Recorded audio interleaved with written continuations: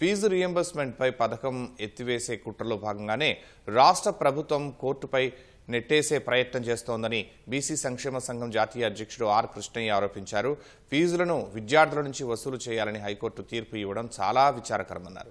High court తీర్పు 14 లక్షల మంది విద్యార్థుల భవిష్యత్తుకు గొడ్డలి పెట్టని ప్రభుత్వం అసమర్థత అని మండిపడ్డారు. హైకోర్టులో అడ్వకేట్ జనరల్, గవర్నమెంట్ అడ్వకేట్లు సరైన వాదనలు వినిపించకపోవటమే ఇందుకు ప్రధాన కారణమన్నారు. ఈ తీర్పుకు ప్రభుత్వమే బాధ్యత వహించి వెంటనే అప్పీల్ చేయాలని కోరారు. సుప్రీంకోర్టు తీర్పు చెప్తుంది ఫీజులు వసూలు చేయొద్దు పిల్లలని. ప్రభుత్వ పాలసీ కూడా ఫీజులు వసూలు చేయొద్దని తీర్పులు ఉన్నాయి. అయినప్పటికీ కూడా హైకోర్టు వీటిని పరిగణలో తీసుకుంటా ప్రజా వ్యతిరేకంగా ఫీజులు వసూలు చేసుకోవచ్చు, ఫీజులు చదవద్దని ఉంటుందా హైకోర్టు? సుప్రీంకోర్టు చదువుకోమని చెప్తే హైకోర్టు చదువుకోదా అన్నటువంటి ఫీజులు వసూలు చేయదు. పేద పిల్లలు ఫీజులు వసూలు చేయరాదు అని సాంప్రదాయంగా తీర్పులు ఉన్నాయి. కానీ వసూలు చేసుకోండి అని తీర్పు ఇవ్వడం చాలా విచారకరం. దీని ప్రజా వ్యతిరేకం.